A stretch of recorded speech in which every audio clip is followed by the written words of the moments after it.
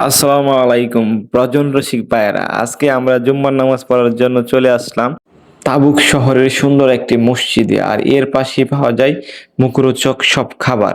আজকে আমরা খাবো সিঙ্গারা। সৌদি আরবে কিন্তু এই সিঙ্গারাগুলো বাংলাদেশি ফ্লেভারই পাওয়া যায়, আর এক একটার দাম 1 রিয়াল, মানে বাংলাদেশি টাকায় 32 টাকার মতো। তো 32 টাকা দিয়ে ভাই একটা সিঙ্গারা খেতে কেমন হয়, চলুন সেই ভিডিওটা আপনাদেরকে দেখাই। দেখুন, সিঙ্গারার সাথে দেওয়া হচ্ছে স্পেশাল চাটনি ভাই। সালাতের বদলে এই চাটনি দিয়ে খেলে সিঙ্গারার স্বাদ ভাই 3 গুণ বেড়ে যায়। ভাই আমার সাথে এই পেটুকটাকে একটু দেখেন ভাই, একসাথে 5টা সিঙ্গারা খাওয়া তার পক্ষে কিছুই না। কিভাবে খাচ্ছে, তার খাওয়া দেখিয়ে আমার আর সইছে না। তার বললাম ভিডিওটা ধর, আমি একটু খায়া দেখি কি অবস্থা।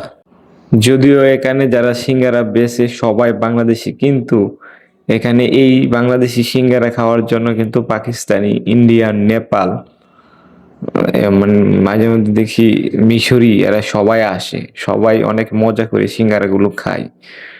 যাক, দেখে ভালো লাগলো, খেয়েও ভালো লাগলো যে আমাদের দেশের একটা খাবার বিভিন্ন রাষ্ট্রের অনেকে পছন্দ করে।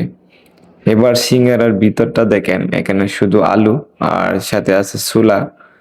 আর যেটা বলছিলাম স্পেশাল এই চাটনিটা কিন্তু আপনার ধনিয়া পাতা, কাঁচামরিচ, রসুন, পেঁয়াজ, তেল, লবণ একসাথে ব্লেন্ড করে তারপর বানানো হয়। এই চাটনিটার স্বাদ হচ্ছে আপনার বাংলাদেশে বড়ি ভর্তা বানানোর সময় যে স্বাদটা হয়, সেম একটা স্বাদ হয়। বেশ জাল থাকে কিন্তু। এর পাশে বিক্রি হচ্ছে ছোলা বুট, সাথে ডিম। এক একটা ডিম আপনার 1.5 রিয়াল করে বিক্রি হচ্ছে, যা প্রায় 45 টাকার মতন হয়।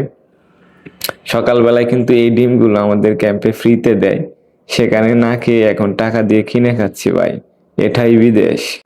প্রবাসের মাটিতে ভাই ঘুমের চেয়ে দামি আর কোনো কিছু হতে পারে না। সকালবেলা 10টা পর্যন্ত ঘুমাইছি, এখন জুম্মার নামাজে এসে নাস্তা করতেছি।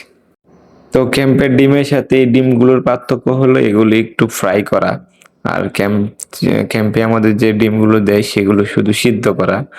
তো ঘুমের জন্য খেতে পারি না, তাই এখানে এসে অভাবটা পূরণ করছি। ডিম সাধারণত যেমন লাগে সেরকমই, কিন্তু এখানে স্পেশাল আপনার সিঙ্গারার সাথে সমোসাও পাবেন। আর 1-2 জন ভাই দেখলাম জালমুড়িয়ে বিক্রি করে। তো সবাই ভালো থাকবেন, আশা করি ভিডিওটা ভালো লাগছে। খুদা হাফেজ।